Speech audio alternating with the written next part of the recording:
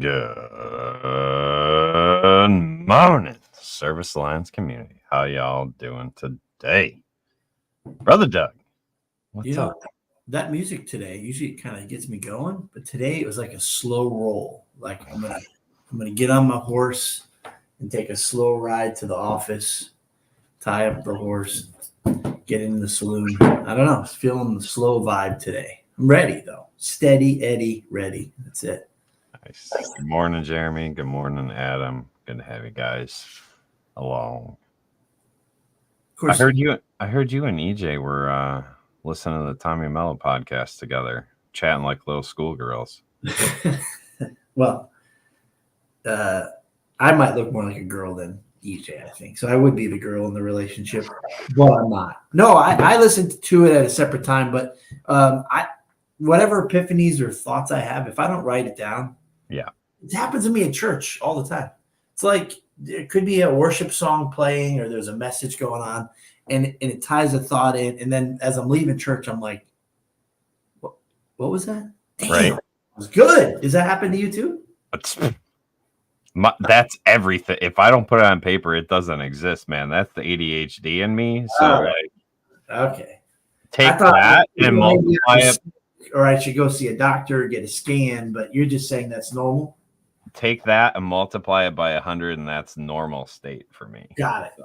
Yeah. Well, so I just was like watching the podcast and just texting EJ as I go, like, hey, that's powerful. That was great. Tommy Mello is, first off, he uses words that we identify with in our industry, right? Like CSRs, right? And technicians, and they want to get home, at a reasonable time, all those things. So there's a lot to identify with. And then he cusses, he swears. So he's like a real blue collar, smart businessman who's been through so much. So you guys really should check out his podcast. Yeah. And he's a believer too. He just recently got baptized. So. Oh, no kidding. Yeah. We're all works in progress, man. You listen to me when I'm not trying to run a family friendly show. And I don't know where it was. It might not have been the podcast that you guys had with him, but I saw something where he goes, he's setting a goal for like 0 body fat or something. So right away I go, well, that's dumb. Like why would I want to stress myself out with that? But I see where he's going with this. Body, mind, soul. And soul. Yep. You got to be working a little bit on each one of them every day. You can't just switch gears and go here, go there. You've got to be consistent. You can't do it all. You're not a superhero. Right. Take one thing at a time. So I was inspired by that for sure. Yeah, I got to watch part of the interview. I kept getting interrupted, so I'll finish that. But I've read his book. I have one copy left. So if you're in the audience, drop a comment. Oh, yeah. Shoot Service Alliance group a Facebook message. I will personally send you a copy. I sent one down to Dr. Dan and Marion. Good morning, Marion, by the way. Good morning, Brandon. Yeah. Orlando and Gary. It's a book that you're going to want to take notes in, So, and I think the audible is his voice. Yes, it is. Right? It's that sandpaper. I have both. No, so if you guys have been following along for any length of time, if I listen to Audible and it's really good, it's really meaty, I'm like, oh man, the paper thing, right? I got to get a paper copy and then I'm highlighting and I'm writing notes on the margin and, I'm going through all that. So, shoot a message, Service Alliance Facebook. I'll make sure I get it. And then I'm going to mail you a personalized copy from me. The foreword by Tom Howard. I was in a room with Tom in 2019, and he's just such a smart guy. Him and Tyson Freeman, awesome guys, really smart businessmen. And I can't wait to get Tom on a podcast.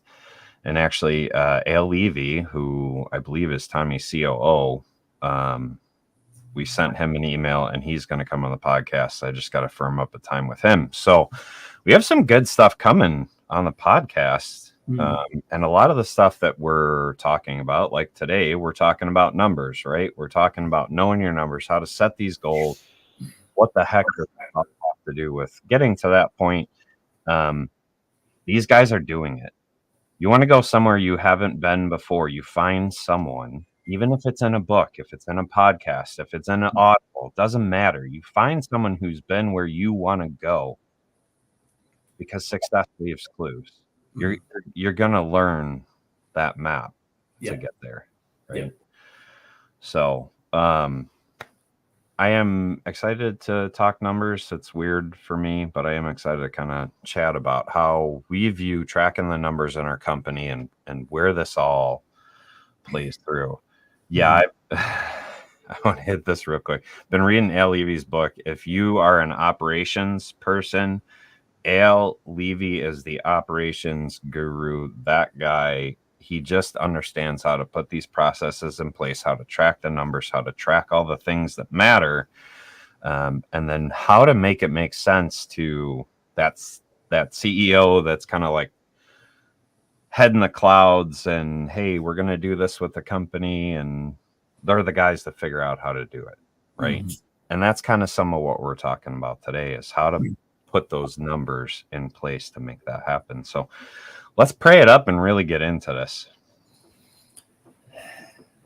Morning, Lord. We come to you with many of us with fear and worry about what is going on in the world and in our country. God, we thank you that your word is truth and love. We thank you that you are our King of Kings and Lord of Lords, and that you reign in this world in the past and today, and you will forever. And so, Lord, wherever we stand with our fears and concerns, God, let's, through your Holy Spirit, seek you first and trust that you will provide everything that we need and care for us in a way that will show others that we have faith in you, Lord.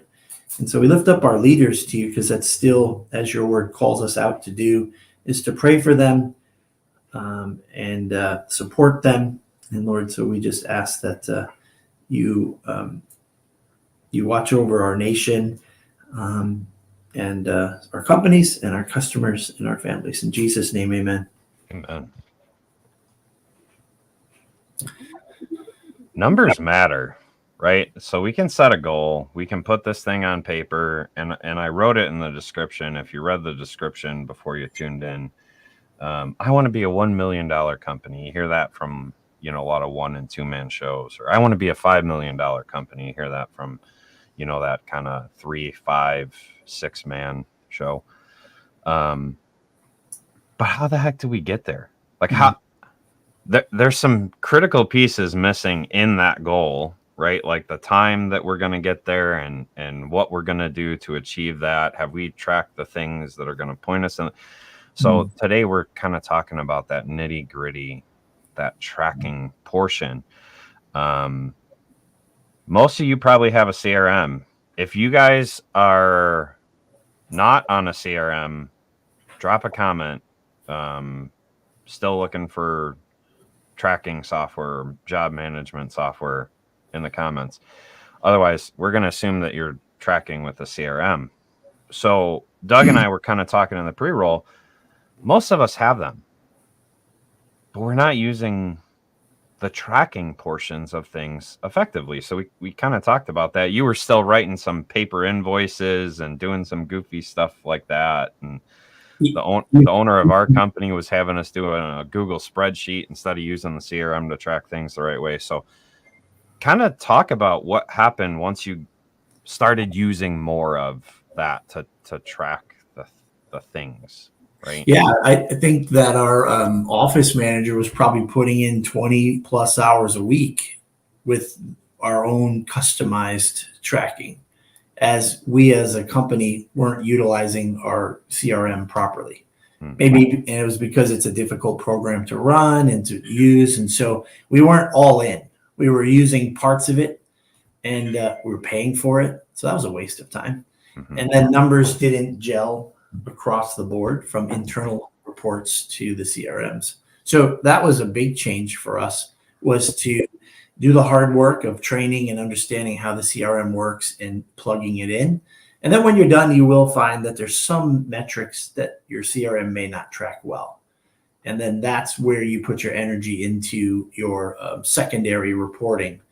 But to have a like if you're a business owner and you're spending 10, 20 hours a week trying to figure out your numbers, that is just a waste of a lot of your time. You want to try to automate all of that the best you can. Yeah, numbers are important because we can't feed into our goals if we don't know where our current reality is, right? So I was talking with the owner on Saturday, and he goes, "Hey, have you updated your prospect sheet?" And I'm just trying to get a handle on your numbers. I'm like, "Well, my Acculinks, the CRM is up to date, and I just started updating the Google sheet for you."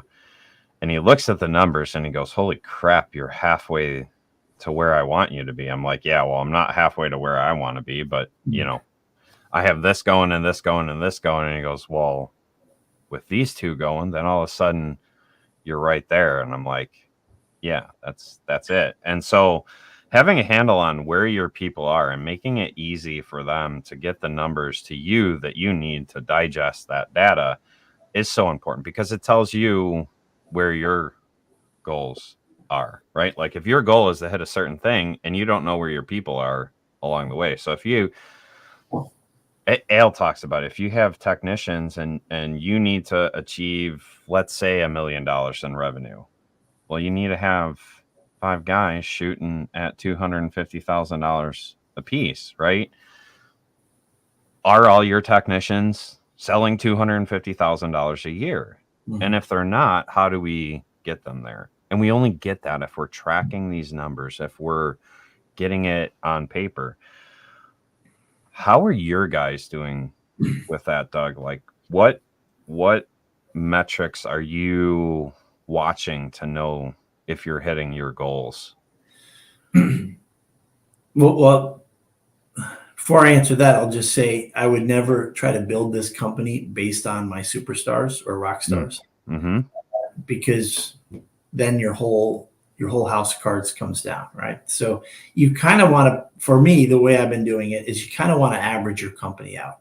So you're going to have technicians that are just starting out and you expect them to improve. And then you're going to have different levels. So that average number is your company average. And again, from there, you can kind of evaluate and say, I know there's a lot more room to grow in that. There's some efficiencies that can happen if we work with our technicians and hold them accountable with some SMART goals. And so with all that, you can then calculate what you think your year would be. Another number that I bring in, Zach, is the cancellation rate. So if in March or April, we have a cancellation rate after booking the appointment in the high teens or the 20s, guess what that means? We need more technicians, right? If the cancellation rate's only high in July and August, then I kind of know that we're probably in where we need to be. Right. So then from there, I can, at the, looking back over the last 5 years, 10 years, kind of guesstimate what I think we could achieve. So for this year, I set a goal. I don't know. Let me ask you something, Zach. You kind of said, and I know people do this, even I've done this, like, hey, I want to be this level company. I want to be a $5 million. I want to be a $10 million company. Is that the goal, you think? Or is it that you first need to know your why and your purpose before you determine the number amount? Like, which do you? Oh, I 100% agree that you have to read have. The Tommy Mello book? Like, how did he do it? He didn't probably say, I want to be a $200 million company. I think he must have saw the potential of his industry and then started to run his numbers. So the way Tommy explains it is that he had so many guys, and his goal is for every guy to hit their goals. So he intimately asked them, like, what do you want to do? I want a house. I want to have insurance. I want to have another kid. I want to, be able to do whatever it is. right? And so knowing each of his team members and what their goals are, he went, okay, in order for me to be able to pay these people to hit their goals and their dreams, I have to do this. Mm-hmm.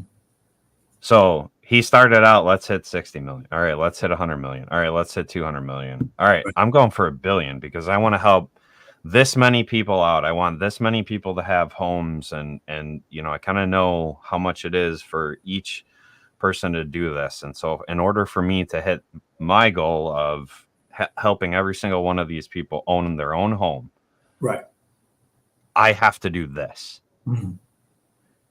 And I think that's our responsibility. I was actually talking to our operations manager because I don't know what the owner of our company's goals are. Mm-hmm. And I said, because there's 9 of us, right? There's 9 of us in sales. There's 3 of us that are kind of like in that top percentage, which pretty much averages out across every company. You got 9 technicians. You probably got 2 to 3 rock stars that are just like crushing it. Mm-hmm. And you can't base your business on that 100%. But in order to bring the rest of them up to that point, I think it's important for them to understand what your goals are and why your goals are there, right? Mm-hmm. So if the owner of our company says, well, I want to be a $10 million company because if we hit that point, then I can do this, this, this, this, this, this. Mm-hmm. Cool. I'm bought in, right? Yeah. Like it helps sell that why. So if you're out there and you are leading your company and you're keeping those numbers tight and you're keeping those goals of yourselves tight, share it with your team. Help Sure. them understand, like, this is why we're tracking the numbers. This is why we're doing the things that we're doing. You have to get them bought in to move in that direction, right? Yeah. I think you, again, excuse me, I think you really have to know where you're heading. Otherwise, I think you're going to plateau. Right. If the owner of your flooring company or the owner of Action doesn't know potentially where we're heading or where we want to head, there could be a point where you play it safe, right? Sure. And so there's numbers there that you have to track as well to know how healthy you are. So you're looking at your balance sheet and you look at your cash flow.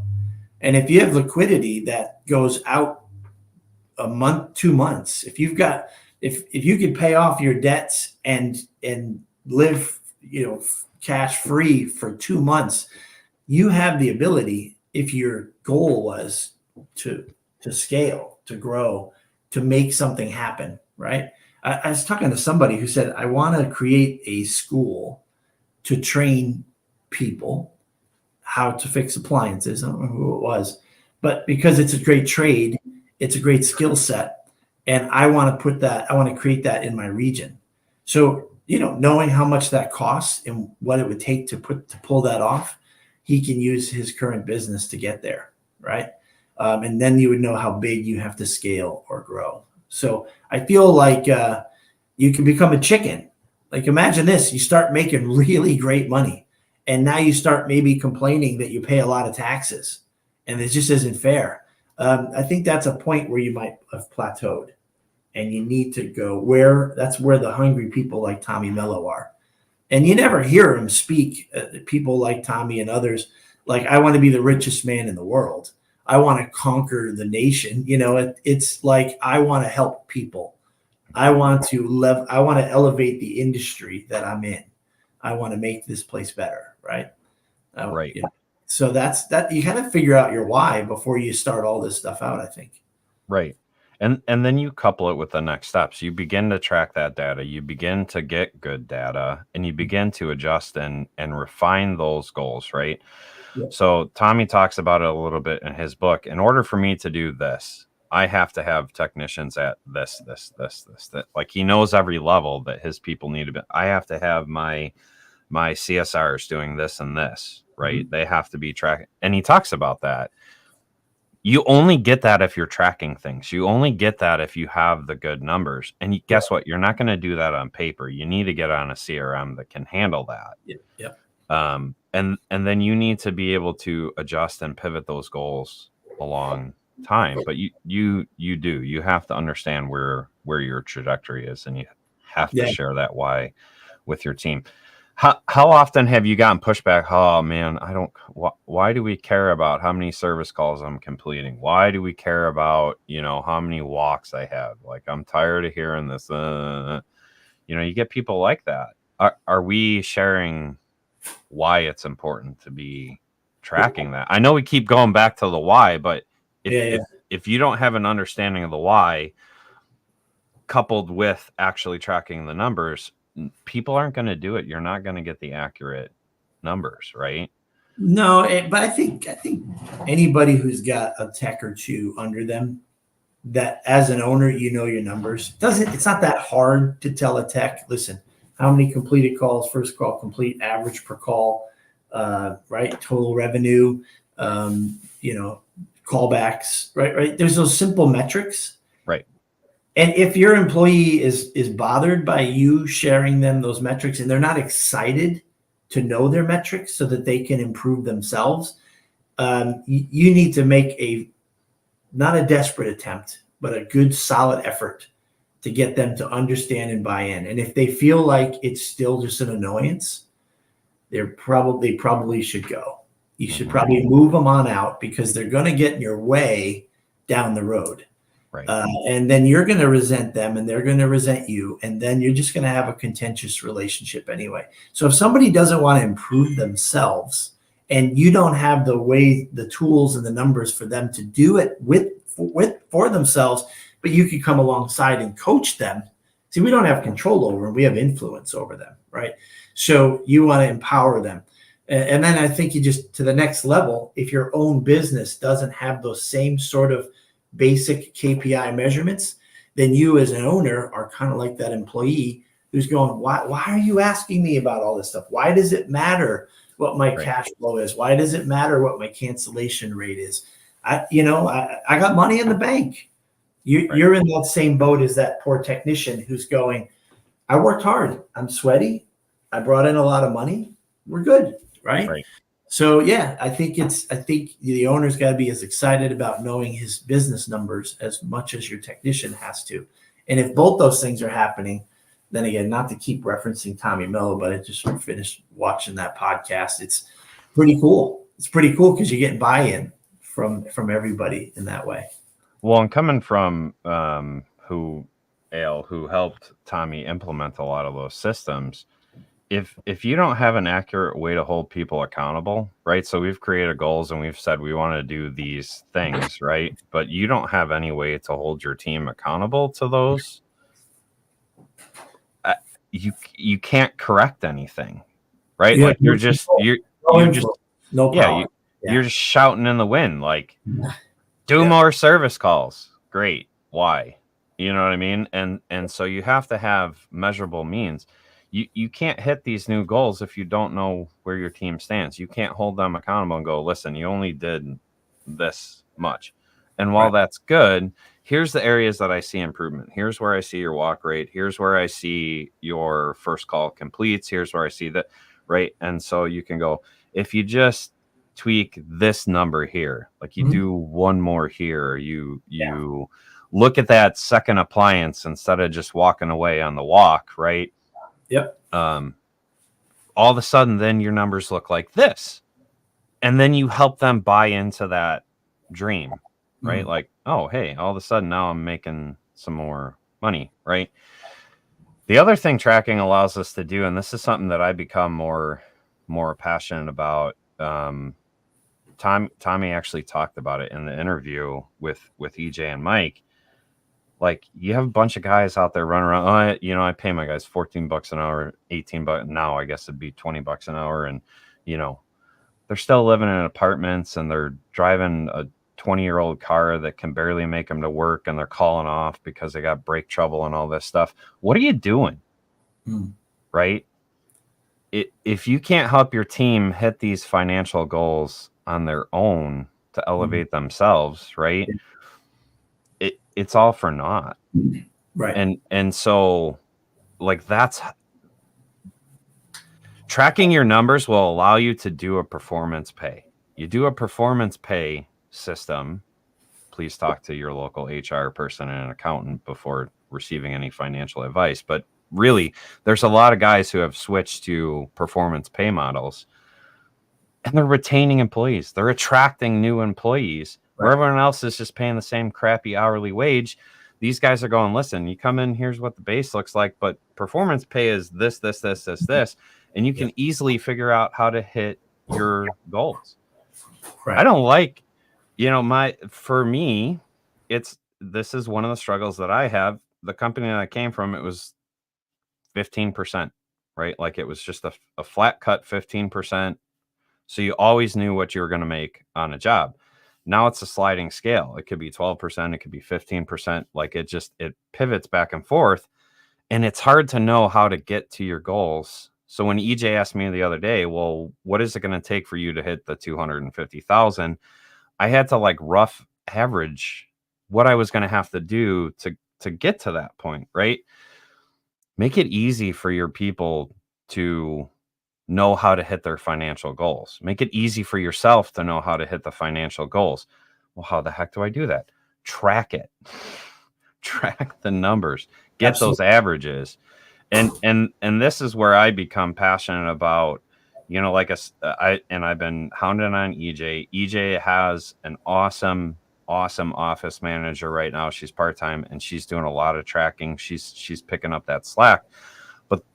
But the goal for him would be to get him in there working alongside of her to achieve those numbers and have technicians on the road doing the work instead of EJ on the road doing the work. And why does that matter? Because if he can more intimately track that stuff, he can more intimately implement systems, he can adjust those goals throughout the year to help everyone hit their goals. Yeah. So when you hit that point of 3, 4, 5 technicians, and I'm watching JT do it, JT Farrell down Absolute Best Appliance, right? My brother JT, he's at the point where they're already starting to talk about getting him off the road because he's hit that number of technicians that it is time for him to start spending 3 days a week in the office, 4 days a week in the office, instead of being out and running the service calls. Why? Why does that matter? Because he knows the numbers. Why can Doug easily tell his technicians or tell his operations service manager, any of the managers that Doug's working with? Because Doug's in the office and he's watching this stuff. That's important. You need that piece of the puzzle to go to that next level. And you can get there. It takes time. It's incremental steps. None of this is all of a sudden I have to have an operations manager. All of a sudden I have to have a service manager. It happens over time. It happens over pivots. And it happens as you're tracking your numbers, as you're figuring out how to adjust the goals for each individual. Something so that incentive-based pay, that's the people you want on your team. Mm-hmm.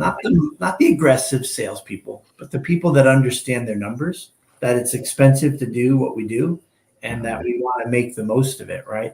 What was the other thing that Tommy Mello spoke out to me? It's the way his mindset is about a technician going into a home. If you don't give customers options, then you're a loser. You're not a good technician.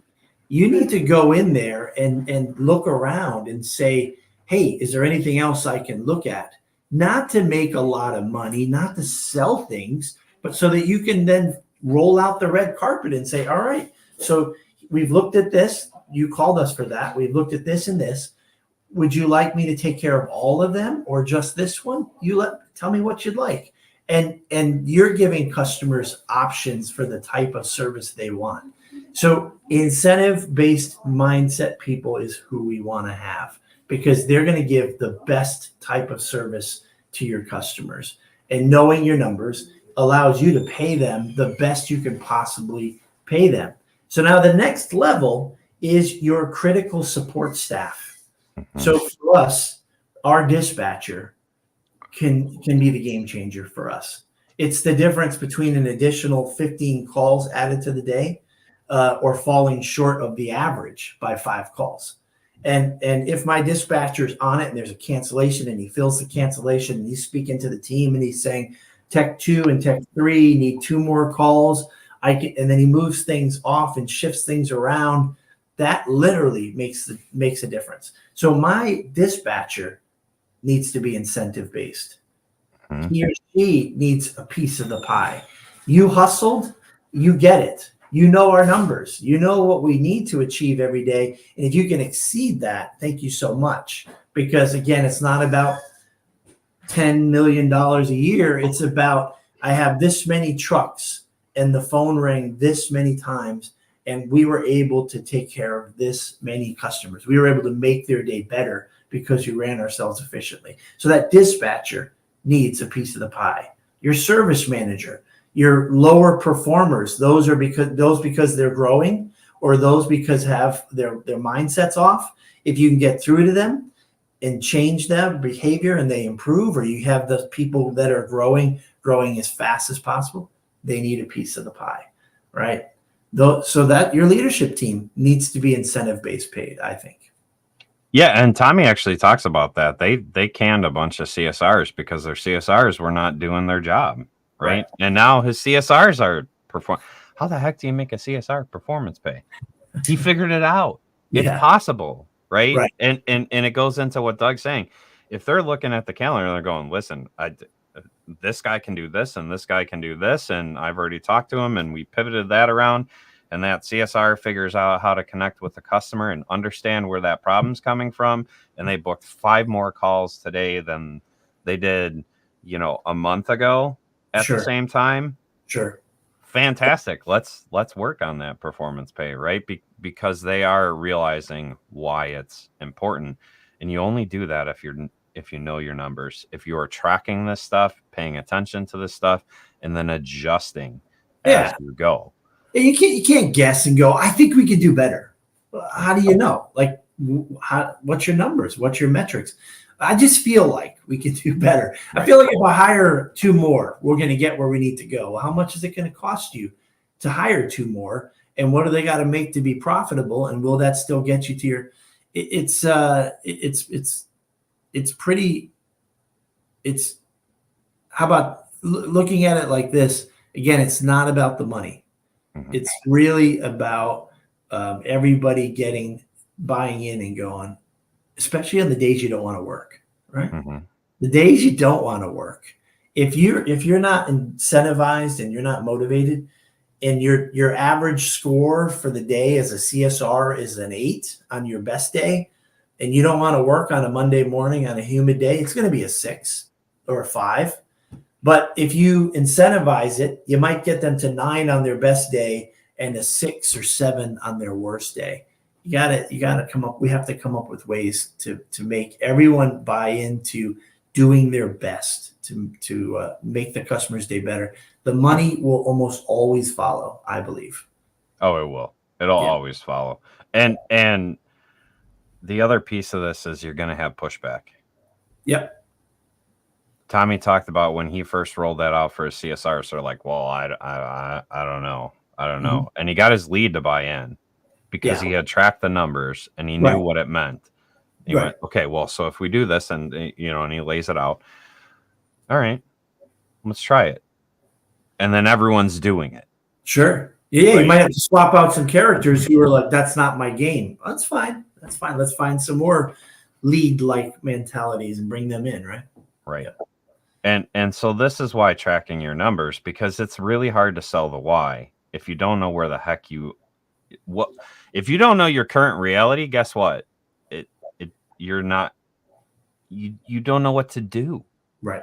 Right. And you only get your current reality by tracking it. So that's why you hear Doug and I talk about this so many times. It doesn't matter the topic we're on. We always end up back at the why, and we end up back at tracking and knowing your stuff, right? Because if it's the foundation, if you can't sell the why, if you don't know how to sell the why, if you don't know even what your why is or what your goals are,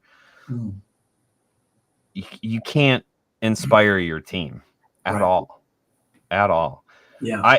With the pastor at a church, and this isn't financial, but it's like, I have to understand the why. And he goes, why? Because I have to sell it to the team. So if we want to do XYZ and we want to do it in this time frame, I have to understand why, because then I have to be able to communicate that to the rest of the team. Hey, here's where we're heading.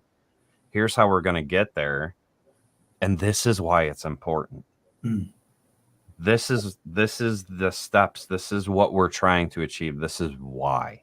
Yeah. So you have to create that within your company. And if you don't understand what your why is, get out there and find it. Go spend a weekend just really focusing in on why am I doing this? Why do I want to hit this goal? Why do I want to see my people improve? And then you can sell it to them. Yeah. Then you can build that dream for them. But if you don't have a clear understanding of it, it's not going to happen. Yeah. Yeah. I was thinking back to the end of last year and trying to be more intentional about setting goals for this year. And the why really came down to something I keep saying over and over in interviews with technicians to try to prove a point. You go in, you diagnose a dishwasher, you find out bad control board, you look up the price, you get the quote, you give them the quote, and the customer goes, whoa, it's a lot of money. I think I'll just buy a new one. I could buy a new one for $50 less than what you quoted me, which is not the truth with installation and removal and all that. So it's like letting that interviewee know that that's a fail. If you just simply hand the tablet over and say, all right, sign here, $150 service fee, that's a fail. So I was like, all right, so that's our why right there. We don't want to fail in that way. We want to give a customer the greatest experience possible, right? So I looked at one of our best two techs, and I looked at their walk rate, and why they were so great was because their walk rate was lower, which got us to an average per call that we see that seems to be, very successful, right? So then I just kind of looked at our whole team, realized I have a couple that aren't buying in and a bunch that are new. And I set a goal based around the quality KPI numbers, which is average call and walk rate. Right. And then I looked at the whole team and the average capabilities of completed calls per week. Right. So 6,300 is the weekly revenue target goal on average. $300 average per call for our region is where we should be at. Walk rate at 30%, which is still kind of high, but lower than our average. I did that 21 completes per week, and I just scaled that out by how many techs we have. Then that's the revenue number. And it turned out to be about 25% higher than last year's target. So that's what we're aiming for, and we're there now. We've hit it halfway through. We're on track, and 4 of our team are new and getting better. So a lot of meat on the bone still. So I think we're going to achieve and exceed our goal. I guess I'm saying it all out loud so that if I've done this the wrong way, reading more books and meeting smarter people than me, if I find out that I did it wrong, at least it's now recorded and I can look back now and say, okay, moron, that's not how you do it. But that to me is you're focusing on the quality of performance based on your team size and pushing them a little harder to do more than they're currently doing is the way that I'm planning to do it for 2024. So I love it. And it was just an incremental change, just a small incremental change, then created a 25% increase. Yes, yeah, potential of improvement. If now the SMART goals are to focus not on the people that aren't buying in, that's going to waste a lot of your energy. It's to focus on bringing education and mentoring and SMART goals to those who are growing and getting better. And then the dispatcher is just on fire, so he knows what the techs or average complete rates are. And so if they're walking a lot of calls and flying through the day, he's bringing more on. What does a walk rate mean? A service call only. So literally the worst thing that could ever happen to a customer is to pay a service fee and get nothing done. How about if it was just simple education error, right? The customer locked out the dishwasher. Still the worst service fee ever, right? Like, damn, you just charged me $150 to tell me how to unlock my dishwasher when my butt hit the panel. But for $190 or $240, I went and cleaned the dryer after resetting the control board, that's a victory. So a walk rate is just a service fee. And I don't think anyone that calls us is excited about just paying a service fee. They're looking to get something done if they're calling us. And that's the goal in sharing the why with your technicians, right? Mm-hmm. Like it's and like we alluded to earlier, Tommy talking about giving customers options. If all you're in there is to reset the control board, you take your $150 and you're out the door, you didn't give them options. You didn't give them value, right? Sell the value, not the price. That's right. You got to give them value whenever you're in the home. And you can only do that if you know what the value is. Right? I don't know why the word options for me still sounds very sell like a sales pressure thing. Choices. I want choices as a customer. Everywhere I go, I want choices. Whether it's scheduling a doctor's appointment and how I can do that, or at a restaurant, everything I do, I want choices. And please don't forget to tell me what's on the damn secret menu, or please let me know. Let me choose. Don't assume me based on the way I'm dressed or the way I look or the way I sound. I think it's the worst kind of customer service ever. That's the big takeaway I got from checking out Tommy Mello is don't assume, because that's not your job, and you're really failing it big time if you do that. And the other one is the way to win is having bigger ticket jobs. Like you're not gonna win collecting service fee after service fee after service fee, resetting a breaker on the dryer and not doing anything else. And even if you're profitable at a service fee, which we're not, that's not good for anybody. So think about how you can bring choices to the customer. And when your tickets are bigger, then it's going to be a win-win for the customer, for your technician who's incentive-based paid, and the company. Grant Cardone, be obsessed or be average. He actually talks about that restaurant example. He goes in and the waiter comes up and he goes, "Tell me what you'd order." Like, tell me, sell me. Give me the best option. Give me the thing that you would sit down and eat, right? Do that for your customers. Hey, you know what? Yeah, it was just a control board. That's not a problem. But one of the things that we found, our customers don't ever have their dryers cleaned out. I'm betting it's full of lint. When was the last time you had your dryer cleaned? Oh, I don't know. It was 10 years ago. Yeah. Great. So for $40 more, I can go clean it out, cycle it, make sure it's running good. Yep. While I'm testing the dryer, I can kick on the washer and just make sure I don't hear anything going on. Does that sound like some value to you? Yeah. Absolutely. That's it. And then you don't have that walk anymore. All of a sudden, you've actually sold the customer something and potentially earned a 5-star review out of it, right? Yeah. So diagnose the dishwasher for free, but clean the dryer because you gave them a choice. That is huge value right there. Mm-hmm. Yeah. All right, guys. ServiceAllianceGroup.com Mastermind is coming up next Saturday, July 20th. I'll be leading that. TK is on vacation, so he's put together a presentation. I'll be leading the presentation. It is on business planning. A lot of the stuff that we're talking about right now, we're going more in depth on how to get this business foundation in place and then begin to head in a direction. So business planning mastermind, July 20th. Looking forward to seeing you. It is free to our all access members. Not an all access member, go sign up at servicealliancegroup.com. Something little that happened in the background. We had a server upgrade last weekend. It was Thursday or Friday. We completed that. So now the website is a little faster. It's a little snappier. Works a little better. So thank you, Mike Carson, for knocking that out and providing our customers with a little more value. Because how frustrating is it when it takes a website a little bit longer to load when you're on a job site looking for a manual? Now it's going to happen just that much faster. So, ServiceAllianceGroup.com. Check it out, and we will see you next time on the Morning Grind. Have a good day, guys. Have a great week.